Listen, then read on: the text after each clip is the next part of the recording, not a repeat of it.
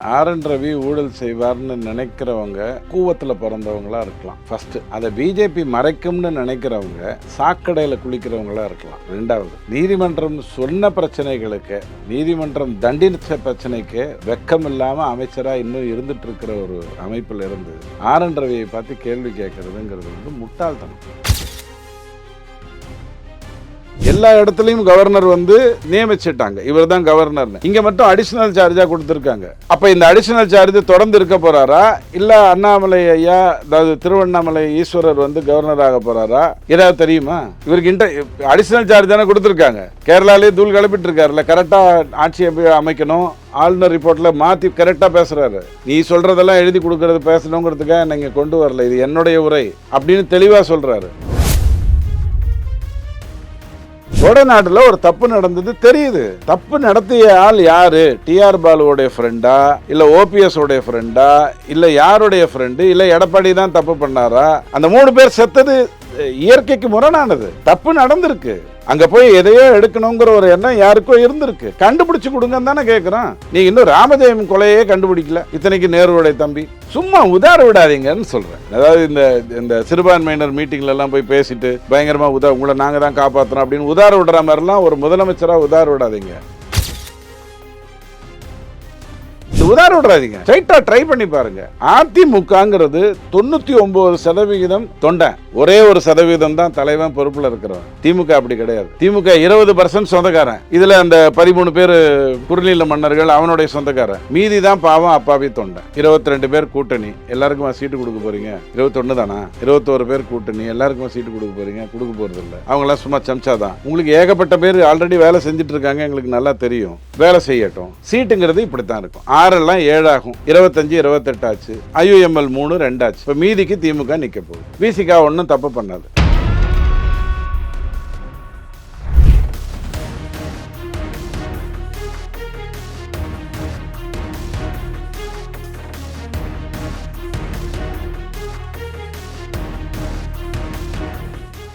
Real one நேயர்களுக்கு வணக்கம். இன்று நம்முடன் இணைகிறார் துக்ளக் வாசகர் குழுவை சேர்ந்த திரு ரவி டிடிஎஸ் அவர்கள். வணக்கம் சார். வணக்கம். ஆளுநர் ரவி எதிர்பாராத விதமாக மாற்றப்படுகிறார். ஆனால் திமுகவுக்கே தொடர்ந்து ஒரு டஃப் கொடுத்தவர் தான் அரசியல் களத்தில். திடீர் மாற்றம் ஒரு பல சர்ச்சைகளை எழுப்பியிருக்கு. அவருக்கு மீதான ஒரு 350 கோடி ஊழல் இருக்கு, அதனால தான் அவரை மாத்துறாங்க அப்படின்னு தகவல்லாம் வருது. முதல்ல ஆர்.என். ரவி ஊழல் செய்வார்னு நினைக்கிறவங்க கூவத்தில் பிறந்தவங்களா இருக்கலாம். ஃபர்ஸ்ட் அதை பிஜேபி மறைக்கும்னு நினைக்கிறவங்க சாக்கடையில் குளிக்கிறவங்களா இருக்கலாம். ரெண்டாவது, நீதிமன்றம் சொன்ன பிரச்சனைகளுக்கு, நீதிமன்றம் தண்டிச்ச பிரச்சனைக்கு வெக்கம் இல்லாமல் அமைச்சராக இன்னும் இருந்துட்டு இருக்கிற ஒரு அமைப்பில் இருந்து ஆர்.என். ரவியை பார்த்து கேள்வி கேட்கறதுங்கிறது முட்டாள்தனம். ஒரு வார்த்தை பிரயோகத்துக்காக பயன்படுத்துகிறேன். எனக்கு கோடம்பாக்கத்துக்கு மேலே ஒரு நம்பிக்கை இருக்குது. கோடம்பாக்கம்லாம் சீதாவை பற்றி பேசக்கூடாது. இவ்வளவுதான் நாகரிகமாக அந்த உங்களுக்கு பதில் சொல்கிறது. ஒரு கவர்னரை ஒரு இடத்துலேருந்து இன்னொரு இடத்த மாற்றுறது அப்படிங்கிறது ரொம்ப இயல்பாக நடக்கக்கூடிய ஒரு விஷயம். கிட்டத்தட்ட 8 பேர் ஒரு மாநிலத்திலிருந்து இன்னொரு மாநிலத்துக்கு போயிருக்காங்க. உதாரணத்துக்கு, நீங்கள் எவ்வளவுதான் திறமையானவராக இருந்தாலும் உங்கள் வீட்டில் இருக்கக்கூடிய, உங்கள் மேஜையில் இருக்கக்கூடிய ஒரு டர்ட்டோ அழுக்கோ உங்களுக்கு தெரியாது. ஏன்னா இயல்பாக அந்த இடத்துல பூந்து வந்துட்டு இருக்கு. டக்குன்னு நான் வந்த உடனே எனக்கு தெரியும். நான் கொஞ்சம் தொடச்சிட்டு திருப்பி வேலை செய்வேன். திருப்பி நான் வேலை செஞ்சுட்டே இருப்பேன். என் குப்பை எனக்கு தெரியாது, இன்னொருத்தர் வருவாங்க. இது ஒரு சாதாரணமான ஒரு விஷயம். லடாக்குக்கு மாநில அந்தஸ்து கொடுக்கணும். அதற்கான முயற்சிகளை எடுக்கணும். வெஸ்ட் பெங்காலில் இந்திரா காந்தி அம்மா காலத்திலிருந்து இருக்கக்கூடிய பங்களாதேஷிகளை விரட்டி அனுப்ப வேண்டும், அல்லது மரியாதையாக எடுத்து சொல்லி அனுப்ப வேண்டும், அல்லது நாகரீகமாக அவர்களுடைய நாட்டுக்கு அவர்களை அகதிகளாக வந்தவர்களை திருப்பி அனுப்ப வேண்டும். இந்த 3ம் நடக்கணும்.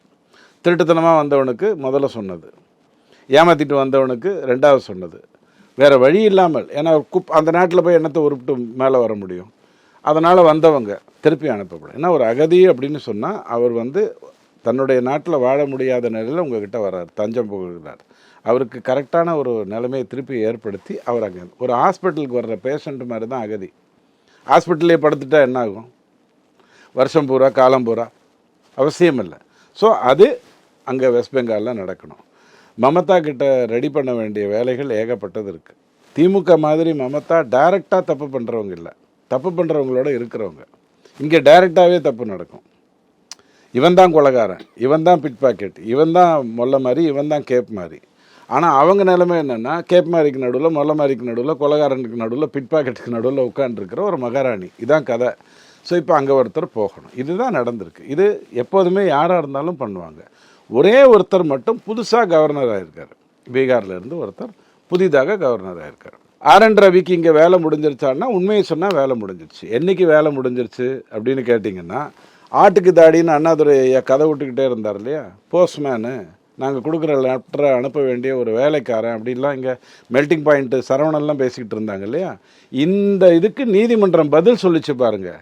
இல்லை, அவர் தான் நாட்டுக்கு நாடி, அவர் பாஸ் பண்ணாதான் மசோதா அப்படின்னு சொல்லிச்சு பாருங்க. அன்றைக்கே அவர் வேலை முடிஞ்சிருச்சு. ஒட்டுமொத்த இந்தியாவுக்குமே இப்போ வந்திருக்காரு கேரளாவிலிருந்து, அவரும் இதே மாதிரியான நாகரிகத்தை கடைபிடித்தவர் தான். தன்னுடைய அதிகாரம் என்ன, தன்னுடைய பொறுப்பு என்னங்கிறதுல ஒழுக்கமாக வேலை செஞ்சு, இன்ஃபேக்ட் இவராவது இவருடைய வார்த்தைகளை பயன்படுத்தி ஆளுநர் பண்ணணும்னு நினச்சாரு. அதை இவங்க என்ன பண்ணாங்க, சபாநாயகர் படிக்கிறது தான் இறுதியானது, அதைத்தான் நாங்கள் ஏற்கனவே பிரிண்ட் அடித்து கொடுத்துருக்கோம், காசெல்லாம் செலவாகி போச்சு, அதனால் கவர்னர் பேசுகிறத ஏற்றுக்க மாட்டோம்னு மறுதளிச்சாங்க. 2வது முறை பேசவே விடலை. 3வது முறை மைக்கே ஆஃப் பண்ணிட்டாங்க. இந்த முறை அவர் தமிழில் உரை வாசிச்சிருப்பார். உண்மையை சொன்னான், ஆளுநர் உரையை தமிழில் வாசிச்சிருப்பார், மைக் ஆஃப் பண்ணிட்டாங்க. ஸோ இந்த சில்லறைத்தனெல்லாம் இங்கே பார்த்துட்டோம். இப்போ இவங்களுக்கு புரிஞ்சிருச்சு. வில்சன் போய் ஒரு தீர்ப்பு வாங்கிட்டு வந்தார் இல்லையா, 30 நாளில் பதில் கொடுக்கணும், 28.25 நாளில் பெல் அடிக்கணும் அப்படின்னு. இந்த கதையெல்லாம் நடக்காது அப்படின்னு சொல்லி எதுக்குன்னு சொல்கிறேன். இது அதிகார மமதை கிடையாது. பார்த்துட்ருக்கிற இளைஞர்களுக்கு புரியணும். நாளைக்கு தமிழ்நாட்டிலேருந்து ஒரு மசோதா போகுது. இந்திய திருநாட்டுக்கு நாங்கள் இந்திய திருநாடுன்னு கூட சொல்ல மாட்டான், எங்களால் உருவாக்கப்பட்ட ஒரு இந்தியா என்கின்ற பிம்பம் இருக்கின்ற ஒரு நாட்டிற்கு இருக்கின்ற, அதுக்கு நாங்கள் வரி கொடுக்க மாட்டோம்னு இவன் மசோதா போட்டானா கவர்னர் கையெழுத்து போடணுமா? சட்டசபையில் இவங்க எல்லாரும் கையெழுத்து போடுவாங்கல்ல, அதிமுக கூட கையெழுத்து போடும்ல. இதில் என்ன இருக்காது, என்ன வெளிநடப்பு செய்யும், மிஞ்சி போனால் வெளிநடப்பு செய்யும், அவ்வளோதானே. என்ன போடுவாங்க, இந்தியாவுக்கு நாங்கள் வரி கொடுக்க மாட்டோம், ஏன்னா எங்களுக்கு 3000 கோடி கொடுக்கல, நாங்கள் டெய்லி காலை உணவுக்கு பதில் மத்தியான உணவு போட்டு நைட்டு டிஃபனும் போடுறதாக இருந்தோம், அதை தடுத்துட்டாங்க, அதனால் நாங்கள் வரி கொடுக்க மாட்டோம்னு இவங்க மசோதா போட்டால் கவர்னர் வாங்குவாங்க. 30 days ஆயிடுச்சா முன்னாடியே கையெழுத்து போட்டோமான்னு போடுவாரா? பைத்தியக்காரன் நான் கவர்னராக உட்காந்துருக்கேன். இல்லை சட்டத்தை ஏற்றி அம்பேத்கருக்கு இது தெரியாதா? உங்கள் பிசினஸ் இன்னும் அதிக மக்களை சென்றடைய வேண்டுமா? இன்றைய டிஜிட்டல் உலகில் சரியான ப்ரமோஷன் தான் வெற்றியின் முதல் படி. தமிழகம் முழுவதும் பல லட்சக்கணக்கான பார்வையாளர்களை தினமும் சென்றடையும் ரியல் ஒன் யூடியூப் சேனல்களில் உங்கள் பிசினஸ் இனி எல்லோரும் அறியட்டும். குறைந்த செலவில் அதிக ரீச். உங்கள் பிராண்டுக்கு நம்பிக்கையும் வளர்ச்சியும் சேர்க்க இன்றே எங்களை தொடர்பு கொள்ளுங்கள். 9280087164. தெரிஞ்சிருந்தா அவர் நேரத்தை ஃபிக்ஸ் பண்ணியிருக்க மாட்டாரா? அவர் ஏன் ஆஸ் சூன் அஸ் பாசிபிள்னாரு, ஆஸ் எர்லி அஸ் பாசிபிள்னு ஏன் சொல்லலை? இதெல்லாம் தெரியாதா? இவங்க பொய் சொல்கிறத கேட்கறதுக்குன்னு ஒரு கூட்டம் இருக்குது. ஸ்டாலின் ஸ்டேட்மெண்ட் அப்படிங்கிறாரு. ஏன்னா மோடி கேரண்டி மாதிரி இவர் தமிழ் தானே, ஸ்டாலின் உரைன்னு தானே சொல்லணும். இல்லை, ஸ்டாலின் ஸ்டேட்மெண்ட் என்னன்னா 2030க்குள்ளே தமிழ்நாடு அப்படியே எங்கேயோ போயிருமாம்மா. என்ன பண்ணியிருக்கீங்கன்னு 7 லட்சம் பேருக்கு வீடு கொடுக்குறது யார், எந்த திட்டத்தில்? வீடு கொடுக்குற வேலையை தானே இந்தியா பூரா பண்ணிட்டு இருக்காரு மோடி. போன முறை அவங்க அதைத்தானே சொன்னாங்க தேர்தல் அறிவிக்கையில், இன்னும் 4 கோடி பேருக்கு கொடுக்கப்படும்னு சொன்னாங்கல்ல, அதில் ஒரு போர்ஷன் தானே.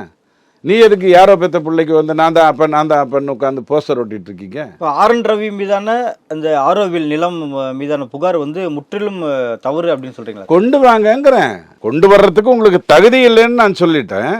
அதுக்காக நீங்கள் சும்மா இருக்காதீங்க. உங்ககிட்ட ஒரு உண்மை இருந்ததுன்னா இந்த தேசம் நல்லா இருக்கணுங்கிற ஒரு எண்ணம் இருக்கிறதுனால நீங்கள் தயவு செஞ்சு கொண்டு வாங்க. சுப்ரீம் கோர்ட்டில் போய் தீர்ப்பை மாற்றிக்கிட்டு வீட்டில் படுக்க தெரிஞ்ச பொன்முடிக்கு இந்த விஷயத்தை எங்கே கொண்டு போகணும்னு தெரியாதா? 900 கோடி பெனால்ட்டி கட்டிட்டு நல்லா இருக்கிற ஜெகத்ரட்சன் ஐயாவுக்கு திமுகவுக்கு அட்வைஸ் பண்ண தெரியாதா?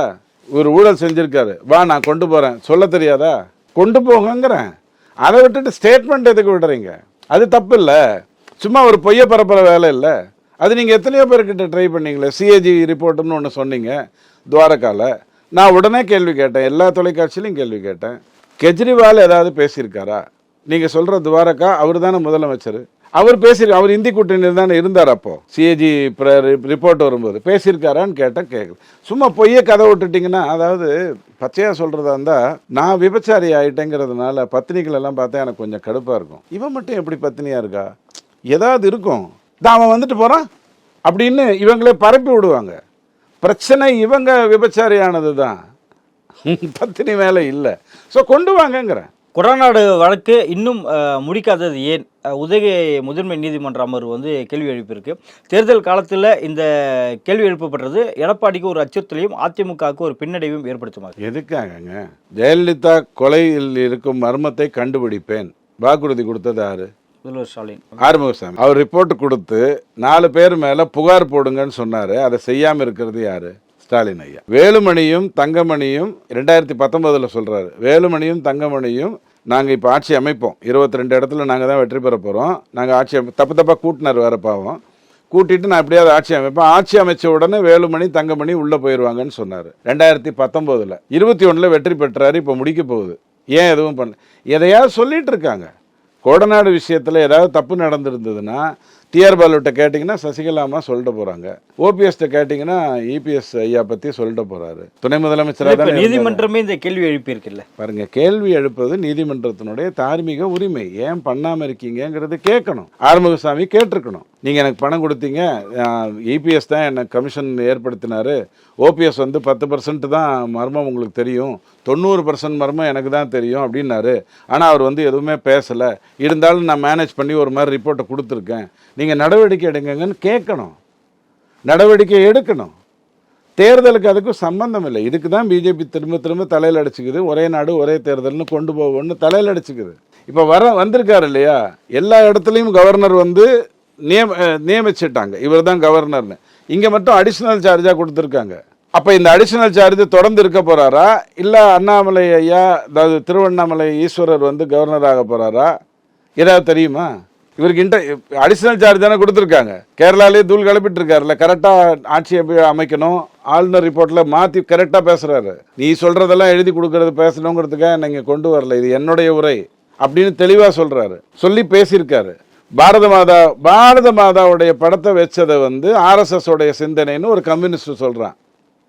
பாரத மாதாங்கிறது உண்மை தானே? பாரதியார் சொன்னது தானே? இத்தனை கோடி முகமுடையாள்னு சொன்னது வந்து பாரதி சொன்னது தானே? அந்த படத்தை வச்சது வந்து ஆர்எஸ்எஸ் சிந்தனைங்கிறான். அதையெல்லாம் தாண்டி மிதிச்சு வந்தவர் இந்த இப்போ வந்திருக்கிற கவர்னர் இல்லையா, வந்திருக்காரு இல்லையா? இவரும் இடைக்காலமாக தான் வர்றாரு. அப்போ மழைக்காலம் வரப்போகிறது தெரியல, கிரிவலம் முடிஞ்ச உடனே நடக்குமான்னு தெரியல. ஸோ அதெல்லாம் தயவு செஞ்சு நீங்கள் உங்களுடைய கடைசி 20-30 நாளில் இருக்கீங்க. அடுத்த 11 வருடம் நீங்கள் ஆட்சி அமைப்பதற்கான சாத்தியம் இல்லைங்கிற ஒரு நிலைமையில் இருக்கீங்க. இப்போவாது நிலையை உணருங்க. நிலையை உணர்ந்து என்ன பண்ணணுமோ அதை பண்ணுங்க. பயங்கரமாக கதைகள்லாம் விடாதீங்க. இவர் கேட்குறாருங்க, இவர் மோடியை பார்த்து லெட்டர் எழுதுறாரு. அமெரிக்கா எப்படின்னா சொல்கிறது, ரஷ்யாட்டேருந்து வாங்குன்னு அவர் என்ன சொல்கிறது, இந்த நாம் என்ன அவர் சொல்கிறத கேட்கணுமா அப்படிங்கிறாரு. இவருக்கு உலக அரசியல் ட்ரம்ப் வந்து கருணாநிதி ஐயா மாதிரி எல்லாமே தான் செஞ்சேன்னு எல்லாத்துக்குமே அப்படி தான் சொல்லுவார். ஒரு ஆப்ரேஷன் ஒரு டாக்டர் முடிச்சுட்டு வந்தார், அப்படின்வார். அந்த ஆப்ரேஷனை இவர் பண்ண மாதிரி தான் பேசின்னு இருப்பார். அவர் எதையோ ஒரு பர்மிஷன் கொடுக்குறேன்னு ஒரு அறிவிக்கை விடுறாரு. நான் போய் எதுக்கு தடுக்கணும் அதை? நான் ரஷ்யா கிட்டேருந்து நேற்றுக்கு தான் வாங்குறேன்னா, நாளைக்கு என்னால் வாங்க முடியாது, இந்த மாதிரி ஈராக் இஸ்ரேல் போர் வந்துருச்சு, எனக்கு ஏதாவது உதவி பண்ணுங்க நான் லெட்டர் கேட்டேன்னா, ஈரான் வந்து எனக்கு வந்து தடை பண்ணிச்சா? மற்ற நாட்டுக்கெல்லாம் தடை பண்ணிச்சுல்ல, எனக்கு வர்றது எங்கேயாவது தடை பண்ணிச்சா? ஈரான் பேசலை, இஸ்ரேல் பேசலை, எவனும் பேசலை. அமெரிக்கா அவர் எப்போதுமே அவர் அறிவிக்கை விடத்தான் செய்வார். மணிகண்டனுக்கு மஞ்சள் செட்டு நான் தான் வாங்கி கொடுத்தேன்னு. இல்லைங்க, நான் தான் போய் கடன் வாங்கிட்டு வந்தேன், நீங்கள் உட்காந்து நிரூபிச்சுட்டு இருக்கணும். இதான் ட்ரம்ப்போட. இதுக்கு இவர் லெட்டர் எழுதுறாரு. நாம் என்ன அடிமைகளா? அவர்கள் என்ன நமக்கு அனுமதி கொடுக்கறதுன்னு லெட்டர் எழுத சொல்லுங்க. Washington post. பிரிட்டிஷுக்கும் அமெரிக்கனுக்கும் கௌரவங்கிறது வந்து ரொம்ப முக்கியம், தற்பெருமை ரொம்ப ஜாஸ்தி. இது முடிஞ்சா வாஷிங்டன் போஸ்ட்ல எழுதுங்க. உங்க ஆளுங்க தானே உட்காந்துருக்காங்க அங்க பூரா. நீதிமன்ற கேள்விப்படி கொடநாடு வழக்கு விஸ்வரூபம் எடுத்து உடனே முடிக்கும் பட்சத்தில் அதிமுகவுக்கு எந்த அளவுக்கு ஒரு பின்னடைவு ஏற்படுத்தும்? என்ன ஆகும்? எடப்பாடி ஜெயிலுக்கு போயிடுவாரா? ஜெயிலேருந்து முதலமைச்சர் ஆவாரு. ஜெயிலேருந்து ஒருத்தர் அமைச்சராகி சங்கீதா ஹோட்டல் இட்லி சாப்பிட்டுட்டு இருக்கு இல்லையா? நீ கொண்டு போங்க. உங்களுக்கு யார் உட்காந்து மிரட்ட சொல்றா? டிவிஎஸ்சி நீதிமன்றம் கேட்டது கூட இப்போ திமுகவோட அழுத்தம் அப்படின்னு நான் அப்படியெல்லாம் சொல்ல மாட்டேன். நான் அப்படியெல்லாம் சொல்லவே மாட்டேன். இந்த ரெவ்யூ கமிட்டியில் திமுக தான் போய் ஜனநாயகம் படத்தை தடுத்து நிறுத்தினா நான் சொல்ல மாட்டேன். உங்களுக்கு தெரிஞ்சா நீங்க புரிஞ்சுக்கோங்க. எனக்கு அது அவசியம் கூட கிடையாது. ரெவ்யூ கமிட்டிக்கு ஒருத்தன் போறானா, அந்த படம் வரலையா, வரலைங்கிறது தான் அர்த்தம். நீதிமன்றம் ஒரு கேள்வி கேட்குதா, பதில் சொல்லுங்க. யார் பதில் சொல்லணும்? அரசு தானே பதில் சொல்லணும். எடப்பாடியா பதில் சொல்லணும்? நீதிமன்றம் கேட்ட இந்த கேள்விக்கு யார் பதில் சொல்லணும்? அரசு தானே பதில் சொல்லணும். சொல்லுங்க. கொடநாட்டில் ஒரு தப்பு நடந்தது தெரியுது. தப்பு நடத்திய ஆள் யாரு? டிஆர் பாலுவோடைய ஃப்ரெண்டா, இல்லை ஓபிஎஸ் உடைய ஃப்ரெண்டா, இல்லை யாருடைய ஃப்ரெண்டு, இல்லை எடப்பாடி தான் தப்பு பண்ணாரா? அந்த 3 பேர் செத்தது இயற்கைக்கு முரணானது. தப்பு நடந்திருக்கு. அங்கே போய் எதையோ எடுக்கணுங்கிற ஒரு எண்ணம் யாருக்கோ இருந்திருக்கு. கண்டுபிடிச்சு கொடுங்கன்னு தானே கேட்குறோம். நீங்கள் இன்னும் ராமஜெயம் கொலையே கண்டுபிடிக்கல. இத்தனைக்கு நேருவுடைய தம்பி. சும்மா உதார விடாதீங்கன்னு சொல்கிறேன். அதாவது இந்த சிறுபான்மையினர் மீட்டிங்லலாம் போய் பேசிட்டு பயங்கரமாக உங்களை நாங்கள் தான் காப்பாற்றணும் அப்படின்னு உதார விடுற மாதிரிலாம் ஒரு முதலமைச்சராக உதார விடாதீங்க. தயவு செஞ்சு அதுக்கு கொண்டு போங்க. கோடை நாடு வச்சு கொண்டு போங்க. எடப்பாடி என்ன பண்ணார்? இந்த பிரச்சனை வரும்போது சட்டசபை வாசலில் உட்காந்தாரா இல்லையா? 4 வருஷம் முன்னாடி இந்த பிரச்சனையை நீங்கள் தேவையில்லாமல் எடுப்புறீங்க, எனக்கு ஒரு முடிவு சொல்லுங்கன்னு உட்காந்தாரா இல்லையா? ஏன் வீட்டுக்கு அனுப்பிச்சு வச்சிங்க? அன்றைக்கே தூக்கி போட்டிருக்க வேண்டியதானே. என்ன புரியல மணிகண்டன்? யார் பண்ணணும்? ஸ்டாலின் ஐயா தானே பண்ணணும். எடப்பாடி தடுத்தாரா? எடப்பாடிக்கும் தங்கமணி அவர்களுக்கும் மீண்டும் மோதல் முற்றி இருக்கு. அதிமுகல இருந்து தங்கமணி அவர்கள் வெளியேற போறார் அப்படின்ற தகவல்லாம் மீண்டும் இப்போ வந்துட்டு இருக்கு. இடையில வந்தது, அப்புறம் ஒரு மீட்டிங்ல சந்திச்சாங்க, காம்ப்ரமைஸ் வச்சு அதெல்லாம் இல்லைன்னாங்க. இப்போ மறுபடியும் நாமக்கல்ல அவர் பிரச்சாரம் தள்ளி போட்டதே இதான் காரணம் அப்படின்னு சொல்லப்படுது. பாருங்க, அதிமுகங்கிறது மிகப்பெரிய கட்சி, தமிழ்நாட்டில் அதிகம் ஆண்ட ஒரு கட்சி. திமுக ரொம்ப கம்மியாக தான் ஆண்டிருக்கு. திமுக 5 வருடம் ஒரு நாள் சட்டசபையில் உட்கார்ந்ததில்ல, அதிமுக உட்கார்ந்துருக்கு. அதிமுகக்குன்னு ஒரு கெத்து இருக்குது. இப்போ அங்கேருந்து யாராவது ஒருத்தர் வர்றாங்களா? இவங்க போய் வேலை பேசியிருக்கலாம், கொஞ்சம் யோசித்து சொல்கிறேன்னு கூட ஒருத்தர் சொல்லியிருக்கலாம். நான் தங்கமணி ஐயாவை பற்றி சொல்லியிருக்கலாம். அந்த டெர்மோகோல் எல்லாரை பற்றியும் நீங்கள் என்ன வேணாலும் கேட்கலாம், சொல்லியிருக்கலாம். ஆனால் அது நடக்க போகுதுன்னா நடந்துட்டு போட்டோம், நல்லது தானே. இல்லை, எடப்பாடிக்கு இருது வலதுகரம், எஸ்பி வேலுமணி ஒன்று, தங்கமணி ஒரு தவறு நடக்காதுங்க. இவ்வளோ நாள் 4 வருடம் திமுக எவ்வளோ பெரிய தீய சக்திங்கிறது எம்ஜிஆரே சொல்லியிருக்காரு. நினச்சிருந்தா எடப்பாடியோடைய செயற்குழு பொதுக்குழு உறுப்பினர்களை விலைக்கு வாங்கியிருக்க முடியும். ஒரு ஆளை வாங்க முடியல, ஒரு ஆளை ஓபிஎஸ்க்கு வாங்கி கொடுக்க முடியல. நீங்கள் என்னத்தை கழட்டி மாட்ட போகிறீங்க சொல்லுங்கள்? திமுக நினச்சிருந்தா அதிமுகவில் இருக்கிறவங்களெல்லாம் விலைக்கு வாங்கியிருக்க முடியாதா? செயற்குழு பொதுக்குழு உறுப்பினர் விலைக்கு வாங்கியிருக்க முடியாதா? உங்களதெல்லாம் எக்ஸ்போஸ் ஆயிடுச்சு. யாரெல்லாம் உங்களுக்கு வேலை செஞ்சாங்கிறது உங்ககிட்ட திருப்பி வந்துட்டாங்க இல்லையா? அதை வச்சு எங்களுக்கு தெரிஞ்சிருச்சு. இன்னைக்கு நேற்றுக்கு இல்லை, 30 வருடமாகவே அதிமுகவில் குப்பை கொட்ட முடியாதவன் எல்லாம், அதிமுகவில் இருந்து தப்பு பண்ண முடியாதவன் எல்லாம், தன் பாட்டுக்கு செய்ய முடியாதவன் எல்லாருமே திமுகவுக்கு தான் வந்திருக்காங்க. திமுகலேருந்து அதிமுகவுக்கு போனது எனக்கு தெரிஞ்சு ஒரே ஒருத்தர் தான், பிரதி இளம்பரதியோ இன்னொருத்தர், பேர் எனக்கு சரியாக ஞாபகம் இல்லை, ஒருத்தர் தான் போயிருக்காரு. மற்றவங்களாம் அங்கேருந்து தான் இங்கே வந்திருக்காங்க. அங்கே குப்பை கொட்ட முடியாதுங்க, அதெல்லாம் வேலைக்கு ஆகுதுங்க. வாஜ்பாய் மாதிரி இருந்தாலும் நம்மளாம் ஒன்றும் பண்ண முடியாதுங்க. என்னங்க மோடி இவ்வளோ நேர்மையாக இருக்காரு, எனக்கு எடப்பாடி தப்பு பண்ண விட மாட்டேங்கிறாருன்னு சொல்லிட்டு திமுகவுக்கு வந்தவன் தான் அதிகம், ஆரம்ப இறப்பனில் இருந்து. அப்போ இங்கே தானே நடக்க முடியுது. இந்திரகுமாரிக்கு மேலே நீங்கள் தானே வழக்கு போட்டீங்க. அவங்க இப்போ எங்கே இருக்காங்க? உங்ககிட்ட தானே இருக்காங்க. ஒவ்வொருத்தரும் உங்ககிட்ட தானே இருக்காங்க. செல்வ கணபதி யார்கிட்ட இருக்காங்க? உங்ககிட்ட தானே இருக்காங்க. அவர் மேலே வழக்கு போட்டது நீங்கள் தானே, உங்கள் அரசு தானேங்க போட்டது. அப்புறம் இங்கே தானே உட்காந்துருக்காங்க. இந்த உதாரணம் விடாதீங்க, ஸ்ட்ரைட்டாக ட்ரை பண்ணி பாருங்க. அதிமுகங்கிறது 99% தொண்டை, ஒரே 1% தான் தலைவன் பொறுப்பில் இருக்கிறவன். திமுக அப்படி கிடையாது. திமுக 20% சொந்தக்காரன். இதில் அந்த 13 பேர் குறுநில மன்னர்கள் அவனுடைய சொந்தக்காரன், மீதி தான் பாவம் அப்பாவி தொண்டை. திமுக கூட்டணியில் தொகுதி பங்கீடு ஆரம்பித்து போயிட்டு இருக்கு. ஆனால் ஒரு சில கட்சிகள் திமுகவோட சின்னத்தை தான் நிற்கணும் அப்படின்ட்டு ஒரு சில கட்சிகளுக்கு நிர்பந்திக்கப்படுவதாக தகவலாம் வந்துட்டு இருக்கு. இந்த நிர்பந்தத்தால் ஒரு சில கட்சிகள் அப்செட்லேயே இருக்காங்க. ஸோ அவர்கள்லாம் இந்த தொகுதி பங்கீடு மூலயமா வெளியேற வாய்ப்பு இருக்கா சார்? 160 சீட்டு திமுக நிற்கணும்னு முடிவு பண்ணுச்சுன்னா 74 சீட்டு, அதில் 28 இங்கே போயிடுச்சு, 2 அங்கே போயிடுச்சு, ஐயுஎம்எலுக்கு போயிடுச்சு. இந்த 6 வாங்கிட்டு இருந்தாங்க இல்லையா, மதிமுக, கம்யூனிஸ்ட்டு, விசிகான்னு 6 வாங்கிட்டு இருந்தாங்க இல்லையா, அவங்களுக்கு 7 கிடைக்கிறதுக்கு வாய்ப்பு இருக்குது. இவ்வளோதான், குட்டி மறிச்சுக்கோங்க. 22 பேர் கூட்டணி, எல்லாருக்குமா சீட்டு கொடுக்க போகிறீங்க? 21 தானா? 21 பேர் கூட்டணி, எல்லாருக்குமா சீட்டு கொடுக்க போகிறீங்க? கொடுக்க போகிறதில்ல. அவங்களாம் சும்மா சம்சா தான். உங்களுக்கு ஏகப்பட்ட பேர் ஆல்ரெடி வேலை செஞ்சிட்ருக்காங்க, எங்களுக்கு நல்லா தெரியும்.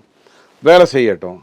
சீட்டுங்கிறது இப்படி தான் இருக்கும். 6 7 ஆகும், 25 28 ஆச்சு, ஐயுஎம்எல் 3 2 ஆச்சு. இப்போ மீதிக்கு திமுக நிற்க போகுது. விசிகா ஒன்றும் தப்பு பண்ணாது, இப்போ தெளிவாக தெரிஞ்சிருச்சு. பாமக உள்ளே வர்றதுக்கான சாத்தியங்கள் இல்லை. ஏன்னா அவர் பாவம் இப்போ தாவேக்கா பக்கம் போயிட்டார். நடிகர்கள்லாம் அரசியலுக்கு வரக்கூடாதுன்னு உதயசூரியன் சின்னத்தில் ஒரு சில கட்சிகள் நிர்பந்திக்கப்படுதில்ல சார், இதெல்லாம் தான் நிற்கணும் அப்படின்னு. இது 3 தேர்தல், மக்கள் நீதி மையத்துக்கும் இந்த நிர்பந்தம் இருக்கு. 3 தேர்தலாகவே திமுக இதை பண்ணிட்டு இருக்கு. அதுக்கு 2 காரணம். ஒன்று, ஆல்ரெடி கமலஹாசன்ட்டேருந்தும் தேமுதிகலேருந்து ஆளவெல்லாம் உருவி திமுகவில் தான் வச்சுட்டு இருக்குது. அவங்களே நிற்க வைக்கிறேன், உங்கள் ஆள்னு சொல்லிக்கோங்க, உதயசூரியன் அப்படின்னு சொல்லும். சரிங்க எங்கள் ஆள்னு சொல்லிக்கோங்க அப்படின்ட்டு கமலஹாசன் சொல்லுவார், தேமுதிக சொல்லுவாங்க. கான்ஸ்டன்டைன் யார்? தேமுதிகலேருந்து வந்தவர் தானே. ஈரோடு கிழக்கில் இடைத்தேர்தல் நின்றது யார்? தேமுதிகலேருந்து வந்தவர் தானே. திமுக என்ன தானாக உருவாக்கிச்சா? இந்த அமெரிக்காவில் எல்லா ஸ்போர்ட்ஸ் மெடல்லாம் பார்த்தீங்கன்னா அமெரிக்கா டாப்பில் இருக்கும். கொஞ்சம் அப்படியே கூகுள் பண்ணி பார்த்தீங்கன்னா இவங்கெல்லாம் அமெரிக்காவில் தான் பிறந்தவங்களான்னு பார்த்தீங்கன்னா சத்தியமாக ஒருத்தன் கூட அமெரிக்காவில் பிறந்திருக்க மாட்டான். கூகுள் டாப்பில் இருக்கும் மெடல்ஸில். கோல்டு இத்தனை, இது சில்வர் இத்தனை, இது எங்கெங்கெல்லாம் விளையாட்டு வீரர்கள் உருவாகிறாங்களோ அவங்களெல்லாம் அங்கேருந்து தூக்கிட்டு வந்து அமெரிக்க குடியுரிமை கொடுத்து போட்டியில் கலந்துக்க சொல்லிட்டு அமெரிக்கா வெற்றி பெற்றுச்சுன்னு இன்றைக்கி நேற்றுக்கு இல்லை 30-40 வருடமாக அமெரிக்கா பண்ணிகிட்டு இருக்கோம். அந்த மாதிரி திமுக ஆல்ரெடி எல்லாருக்கிட்டேருந்து ஆள் உருவிட்டு வந்துருச்சு. அங்கே இருக்கிறதெல்லாம் பாவம் தலைவனும் நோட்டு பேசுகிறவனும் சீட்டு பேசுகிறவனும் மட்டும்தான் அந்தந்த கட்சியில் இருக்கான், கூட்டு வந்துருச்சு. இப்போ அவர் என்ன சொல்லும், இந்த பாருங்க உதயசூரியனில் நிற்கிறதா இருந்தால் 3 சீட்டு 7 சீட்டு, உங்கள் சின்னத்தில் நிற்கிறதா இருந்தால் 4 சீட்டு. இப்போ நீங்கள் தங்கம் வாங்க போகும்போது நகை கடையில் உங்களுக்கு சொல்லுவான்ல, பில்லு போட்டோமா, போட்டுருங்க ஜி 2% டேக்ஸ் வரும், போடாதீங்க ஜி அப்படின்னு இல்லையா? அந்த மாதிரி இது என்ன பண்ணும், சீட்டு பேரம் பேசும்போதே உதயசூரியன் நிற்கிறதா இருந்தால் அப்புறம் கெத்தா சொல்லிக்கும் 160 சீட்டில் உதயசூரியன், எல்லாம் ஆளை உருவிட்டு வந்தது.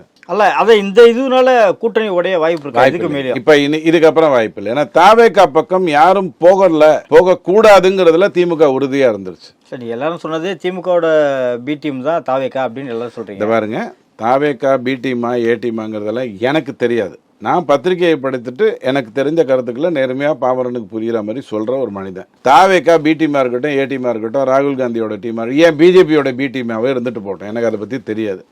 தாவேக்கா பக்கம் யாரும் போகலை, கரெக்டுங்களா? இங்கேருந்து காங்கிரஸும் போகலை, இதுக்கப்புறம் யாரும் போகிறதுக்கு வாய்ப்பு இல்லை. நடப்பு அரசியல் குறித்து பல்வேறு கட்சியை பதவிக்கு உங்கள் பிசினஸ் இன்னும் அதிக மக்களை சென்றடைய வேண்டுமா? இன்றைய டிஜிட்டல் உலகில் சரியான ப்ரமோஷன் தான் வெற்றியின் முதல் படி. தமிழகம் முழுவதும் பல லட்சக்கணக்கான பார்வையாளர்களை தினமும் சென்றடையும் ரியல் ஒன் யூடியூப் சேனல்களில் உங்கள் பிசினஸ் இனி எல்லோரும் அறியட்டும். குறைந்த செலவில் அதிக ரீச். உங்கள் பிராண்டுக்கு நம்பிக்கையும் வளர்ச்சியும் சேர்க்க இன்றே எங்களை தொடர்பு கொள்ளுங்கள். 9280087164.